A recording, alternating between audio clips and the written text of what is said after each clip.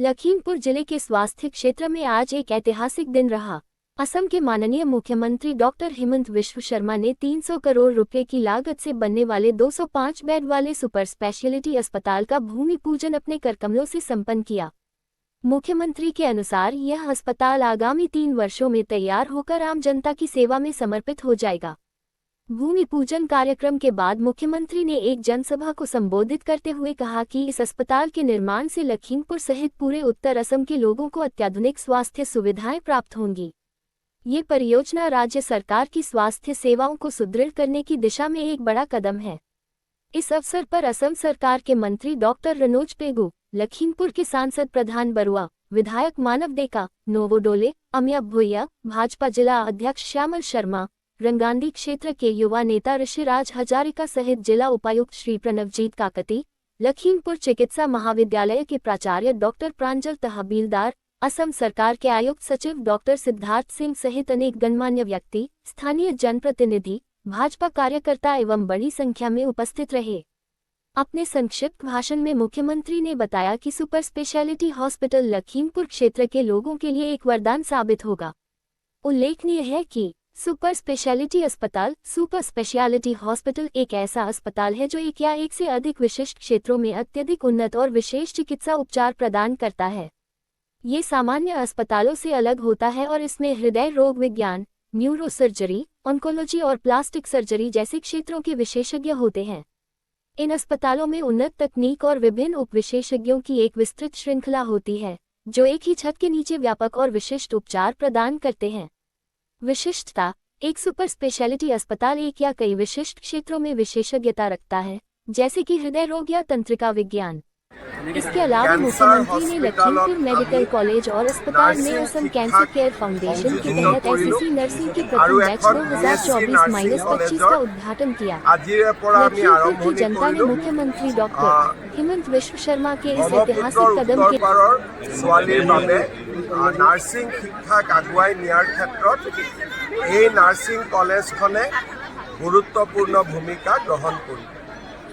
লখিমপুৰৰ medical college আমি আৰম্ভ কৰিছিলোঁ, কিন্তু এই মেডিকেল কলেজখনত পোষ্ট গ্ৰেজুৱেট আৰু সুপাৰ স্পেচিয়েলিটি আৰম্ভ কৰাৰ সময় আহি পৰিছে আৰু এটা দীৰ্ঘম্যাদী লক্ষ্য আগত লৈ আজি আমি 200 কোটি টকা ব্যয়েৰে লখিমপুৰ মেডিকেল কলেজত সুপাৰ স্পেচিয়েলিটি হস্পিটাল এখনৰ শিলান্যাস কৰিছোঁ, ভূমি পূজন কৰিছোঁ আৰু এই হস্পিটালখনৰ বাবে আমি 100 কোটি টকাৰ ইকুইপমেণ্ট বা যি তেওঁলোকৰ প্ৰচিডিউৰ আদি কৰাৰ কাৰণে মেচিন লাগে তাক আমি আগবঢ়াম। 300 কোটি টকাৰ এটা বিশাল প্ৰকল্প, ভৱিষ্যদৰ্শী প্ৰকল্প, যাতে লখিমপুৰত আমি সুপাৰ স্পেচিয়েলিটি এডুকেশ্যন মেডিকেলৰ ক্ষেত্ৰত আৰম্ভ কৰিব পাৰোঁ। মই লখিমপুৰৰ ৰাইজক দুয়োটা সুন্দৰ প্ৰাপ্তিৰ বাবে অভিনন্দন জনাইছোঁ। কাম চলি আছে। বানপানীৰ সময়ত ব্ৰহ্মপুত্ৰ নদীৰ ওপৰত কেনেকৈ কাম কৰিব? আপোনালোকে ইমান এনেকৈ কথাবোৰ নাভাবিব আৰু কথা প্ৰচাৰো নকৰিব। ব্ৰহ্মপুত্ৰ যেতিয়া সোৱণশিৰি বা ব্ৰহ্মপুত্ৰ উজ্জীৱিত হৈ থাকে তেতিয়া দলঙৰ কাম 6 মাহ বন্ধ হৈ থাকে, এইটো নিয়মে। 2017 চনৰ পৰা আপোনাৰ বানপীড়িতলোকে ক্ষতিগ্ৰস্তলোকে লখিমপুৰত সাহায্য পোৱা নাই, এইটো মই শুনা নাই। এইটো হ'বই নোৱাৰে তেনেকুৱা।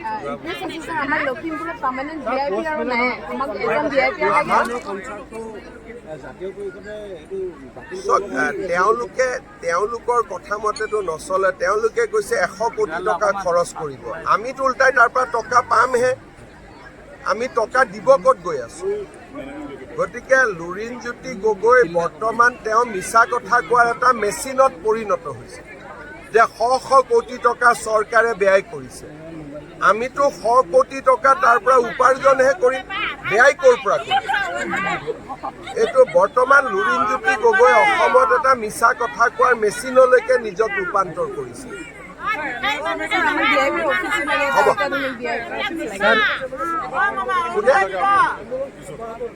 প্ৰতিবাদটো গণতন্ত্ৰত কৰিয়ে থাকিব। আপুনি আজি NRXM-এ কৰিব, কালি আন কোনোবাই কৰিব, যেতিয়ালৈকে আমাৰ দেশত গণতন্ত্ৰ থাকিব, প্ৰতিবাদ চলি থাকিব, তাক কেনেকৈ বন্ধ কৰিব? দাবীবিলাকতো মোৰ হাতত পৰিলে মই চাম, কিন্তু সকলো দাবীটো কৰিব নোৱাৰি। স্যাৰ লখিমপুৰ মেডিকেল কলেজত অলপ ফ্যাকাল্টি কম আছে। আমিতো চবেই কৰি আছোঁ। এনেকুৱা আপোনালোকে যিটো হয় সেইটো নুশুনে, নিজে এটা মনত ভাবি লয় যে কিয় ছমাহ কাম হোৱা নাই, যে ব্ৰহ্মপুত্ৰত বানপানী আছে, আকৌ নিজে কৈ আছে বানপানী হৈছে। তেখেতৰ উত্তৰটোতো আপুনিয়ে দি আছে। এতিয়া উত্তৰটো কোনে দি আছে? তেওঁৰ প্ৰশ্ন সুধিছে, আপুনি উত্তৰ দি আছে। আপোনালোকে মানি লৈছে যে বানপানী আছে। এজনে কৈছে দলং কিয় কাম ৰখি গৈছে। তাৰমানে মই ক'লো বানপানী হোৱাৰ কাৰণে, তেওঁ মনে মনে থাকিলে। আকৌ আপুনি উত্তৰ দিলে বানপানীৰ ঘৰ কিয় পোৱা নাই। তাৰমানে প্ৰমাণ হৈ গ'ল নে নাই যে বানপানী হোৱাৰ কাৰণে দলঙৰ কামটো ৰখি থাকে। স্যাৰ লখিমপুৰ মেডিকেল কলেজত যন্ত্ৰপাতি কমি আছে অলপ। সেইকাৰণেতো আজি 100 কোটি টকা যন্ত্ৰপাতি স্যার বর্তমান ফ্যাকাল্টি কম আছে। চব থাকিব। ভাল হ'ব লাগে মানে ইমান উন্নতি লখিমপুৰত, কৰিছে। আপোনালোকো লখিমপুৰতে জন্ম হৈছিলে, মইতো ইয়াৰ চিভিল হস্পিটেল নিজে দেখিছিলোঁ। তাতকৈ আজি আমি কিমান ভাল অৱস্থাত আছোঁ। গতিকে ভালখিনি লিখি থাকিলে মানুহে উৎসাহ পাব আৰু ভাল কৰিব। কিন্তু যদি ভাল কৰাৰ পিছত আপোনালোকে যদি প্ৰশ্ন সোধে দৰ্জাখন কিয় বেকা হৈ আছে, তেতিয়া ভাল কৰিব অহা মানুহখিনি ডিমৰালাইজ হৈ যায়, বোলে কৰিলেওতো কোনেও ভাল নকয়। সেইকাৰণে আপোনালোকে ভাল ক'লে ডক্তৰ চিকিৎসকখিনিয়ে উৎসাহ পাব আৰু কৰিব। আৰু বেয়া কৈ থাকিলে তেওঁলোকে ট্ৰেন্সফাৰ ল'ব। স্যার ফ্যাকাল্টি যথেষ্ট কম অলপমান এতিয়া মই গ'লে গোটেই হলটো বন্ধ হৈ যাব। মই যদি চিনেমাখন চাব যাওঁ, মোৰ চিকিউৰিটিয়ে থাকে 26 জন, বাকী ৰাইজৰটো কষ্ট হ'ব। গতিকে কোনোবা এটা দিনত আমি জোনাকী চিনেমা হলত ৰিকুৱেষ্ট কৰি পেলাই স্পেচিয়েলি চাব লাগিব বন্ধু বান্ধৱক লগত লৈ, কাৰণ মই হলত গ'লে তাত চিনেমা নহ'ব, বাকী ৰাইজৰ কষ্ট হ'ব। সেইকাৰণে আমি ৰাইজৰ কষ্ট নোহোৱাকৈ আপোনালোকক লগত লৈ চিনেমাখন চাম। হ'ব। আজি লখিমপুৰৰ কেঞ্চাৰ হস্পিটেলত আমি নাৰ্ছিং শিক্ষাক সংযোজিত কৰিলোঁ আৰু এখন BSc নাৰ্ছিং কলেজৰ আজিৰে পৰা আমি আৰম্ভণি কৰিলোঁ। ব্ৰহ্মপুত্ৰৰ উত্তৰ পাৰৰ ছোৱালীৰ বাবে নাৰ্ছিং শিক্ষাক আগুৱাই নিয়াৰ ক্ষেত্ৰত এই নাৰ্ছিং কলেজখনে গুৰুত্বপূৰ্ণ ভূমিকা গ্ৰহণ কৰিব। লখিমপুৰৰ মেডিকেল কলেজ আমি আৰম্ভ কৰিছিলোঁ, কিন্তু এই মেডিকেল কলেজখনত পোষ্ট গ্ৰেজুৱেট আৰু ছুপাৰ স্পেচিয়েলিটি আৰম্ভ কৰাৰ সময় আহি পৰিছে। আৰু এটা দীৰ্ঘম্যাদী লক্ষ্য আগত লৈ আজি আমি 200 কোটি টকা ব্যয়েৰে লখিমপুৰ মেডিকেল কলেজত ছুপাৰ স্পেচিয়েলিটি হস্পিটেল এখনৰ শিলান্যাস কৰিছোঁ, ভূমি পূজন কৰিছোঁ। আৰু এই হস্পিটেলখনৰ বাবে আমি 100 কোটি টকাৰ ইকুইপমেণ্ট বা যি তেওঁলোকৰ প্ৰচিডিউৰ আদি কৰাৰ কাৰণে মেচিন লাগে, তাক আমি আগবঢ়াম। 300 কোটি টকাৰ এটা বিশাল প্ৰকল্প, ভৱিষ্যদৰ্শী প্ৰকল্প, যাতে লখিমপুৰত আমি ছুপাৰ স্পেচিয়েলিটি এডুকেশ্যন মেডিকেলৰ ক্ষেত্ৰত আৰম্ভ কৰিব পাৰোঁ। মই লখিমপুৰৰ ৰাইজক দুয়োটা সুন্দৰ প্ৰাপ্তিৰ বাবে অভিনন্দন জনাইছোঁ। দলংখন ছমাহ ধৰি বন্ধ হৈ আছে, কাম হোৱা নাই। কাম চলি আছে। বানপানীৰ সময়ত ব্ৰহ্মপুত্ৰ নদীৰ ওপৰত কেনেকৈ কাম কৰিব? আপোনালোকে ইমান এনেকে কথাবোৰ নাভাবিব আৰু কথা প্ৰচাৰো নকৰিব। ব্ৰহ্মপুত্ৰ যেতিয়া সোৱণশিৰি বা ব্ৰহ্মপুত্ৰ উজ্জীৱিত হৈ থাকে, তেতিয়া দলঙৰ কাম 6 মাহ বন্ধ হৈ থাকে, এইটো নিয়মে। 2017 চনৰ পৰা আপোনাৰ বানপীড়িত লোকে, ক্ষতিগ্ৰস্ত লোকে লখিমপুৰত সাহায্য পোৱা নাই। সেইটো মই শুনা নাই। স্যাৰ আপোনালৈ এটি ৰিকুৱেষ্ট আছে স্যাৰ, আমাৰ লখিমপুৰত পাৰ্মানেণ্ট DIPR নাই, আমাক এজন DIPR লাগে।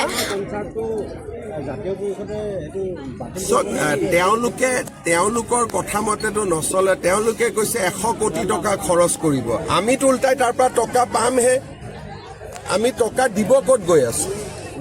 গতিকে লুৰিণজ্যোতি গগৈ বৰ্তমান তেওঁ মিছা কথা কোৱাৰ এটা মেচিনত পৰিণত হৈছে, যে 100 কোটি টকা চৰকাৰে ব্যয় কৰিছে।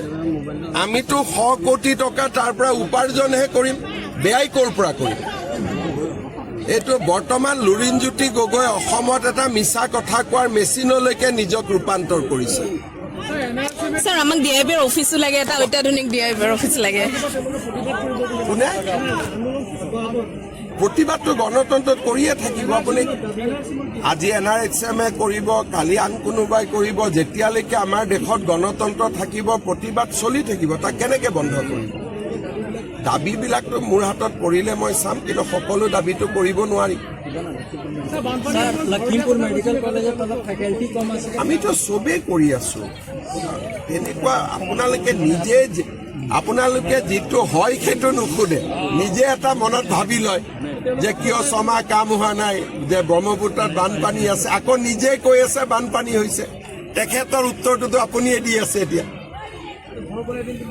উত্তৰটো কোনে দি আছে? তেওঁৰ প্ৰশ্ন সুধিছে, আপুনি উত্তৰ দি আছে। আপোনালোকে মানি লৈছে যে বানপানী আছিল। এজনে কৈছে দলং কিয় কাম ৰখি গৈছে। তাৰমানে মই ক'লো বানপানী হোৱাৰ কাৰণে, তেওঁ মনে মনে থাকিলে। আকৌ আপুনি উত্তৰ দিলে বানপানীৰ ঘৰ কিয় পোৱা নাই। তাৰমানে প্ৰমাণ হৈ গ'ল নে নাই যে বানপানী হোৱাৰ কাৰণে দলঙৰ কামটো ৰখি থাকিল। স্যাৰ লখিমপুৰ মেডিকেল কলেজত যন্ত্ৰ পাতি কমি আছে অলপ, সেইকাৰণেতো আজি 100 স্যাৰ আৰু মেইনটেনেন্সো কম আছে, টয়লেট বাথৰুমৰ যি অৱস্থা সকলোবোৰ স্যাৰ ভাল হ'ব লাগে, মানে ইমান উন্নতি কৰিছে। আপোনালোকো লখিমপুৰতে জন্ম হৈছিলে, মইতো ইয়াৰ চিভিল হস্পিটেল নিজে দেখিছিলো। তাতকৈ আজি আমি কিমান ভাল অৱস্থাত আছো। গতিকে ভালখিনি লিখি থাকিলে মানুহে উৎসাহ পাব আৰু ভাল কৰিব। কিন্তু যদি ভাল কৰাৰ পিছত আপোনালোকে যদি প্ৰশ্ন সোধে দলত দৰ্জাখন কিয় বেকা হৈ আছে, তেতিয়া ভাল কৰিব অহা মানুহখিনি ডিমৰালাইজ হৈ যায়, বোলে কৰিলেওতো কোনেও ভাল নকয়। সেইকাৰণে আপোনালোকে ভাল ক'লে ডক্তৰ চিকিৎসকখিনিয়ে উৎসাহ পাব আৰু কৰিব, আৰু বেয়া কৈ থাকিলে তেওঁলোকে ট্ৰেন্সফাৰ ল'ব। অলপমান এতিয়া মই গ'লে গোটেই হলটো বন্ধ হৈ যাব। মই যদি চিনেমাখন চাব যাওঁ, মোৰ চিকিউৰিটিয়ে থাকে 26 জন, বাকী ৰাইজৰটো কষ্ট হ'ব। গতিকে কোনোবা এটা দিনত আমি জোনাকী চিনেমা হলত ৰিকুৱেষ্ট কৰি পেলাই স্পেচিয়েলি চাব লাগিব, বন্ধু বান্ধৱক লগত লৈ। কাৰণ মই হলত গ'লে তাত চিনেমা নহ'ব, বাকী ৰাইজৰ কষ্ট হ'ব। সেইকাৰণে আমি ৰাইজৰ কষ্ট নোহোৱাকৈ আপোনালোকক লগত লৈ চিনেমাখন চাম। নাৰ্ছিং শিক্ষা আপোনালোকে প্ৰদান কৰক, ইংৰাজী শিকাওক, আৰু তাৰ লগে লগে জাপান বা কোৰিয়াৰ ভাষা যদি আপোনালোকে শিকাব পাৰে, আমি তেওঁলোকক জাপান আৰু কোৰিয়ালৈকেও লৈ যাম। এগৰাকী ছোৱালীয়ে জাপান বা কোৰিয়ালৈকে গ'লে 3 লাখ টকা মাহত অতি কমেও দৰমহা পাব পাৰে। আমি এই কথাবোৰ চিন্তা কৰি কেইদিনমান আগতে গুৱাহাটীত chief minister's foreign language initiative for global human talent, এই ধৰণে আমি এটা নতুন কাৰ্যসূচী কৰিছো। গুৱাহাটীত আমি 3খন জাপানী ভাষা শিকা আমি প্ৰশিক্ষণ কেন্দ্ৰ স্থাপন কৰিছো। আমি নাৰ্ছ শিকিলো, লেবৰেটৰী টেকনিচিয়ানৰ কাম শিকিলো। তাৰ পিছত 9 মাহ আমি জাপানৰ ভাষা শিকি আমি জাপানত গৈ কাম কৰিব পাৰো। কোৰিয়ান লেংগুৱেজ শিকি আমি সাউথ কোৰিয়ালৈ যাব পাৰো, আৰু ইংৰাজী শিকি আমি বিভিন্ন ধৰণৰ আন ৰাষ্ট্ৰলৈও আমি যাব পাৰো। তাৰ লগে লগে আমাৰ ভাৰত আৰু আমাৰ নিজৰ ৰাজ্য অসমতো হেল্থৰ ক্ষেত্ৰত আমি বহুত ব্যৱস্থা হাতত লৈছো। 14-15খন মেডিকেল কলেজ হ'ল, 14খন মেডিকেল কলেজ নিৰ্মাণত আছে। অসমত 30খন মেডিকেল কলেজ হ'ব অহা 4-5 বছৰৰ ভিতৰত। প্ৰত্যেক বছৰে 2খন মেডিকেল কলেজ হৈছে।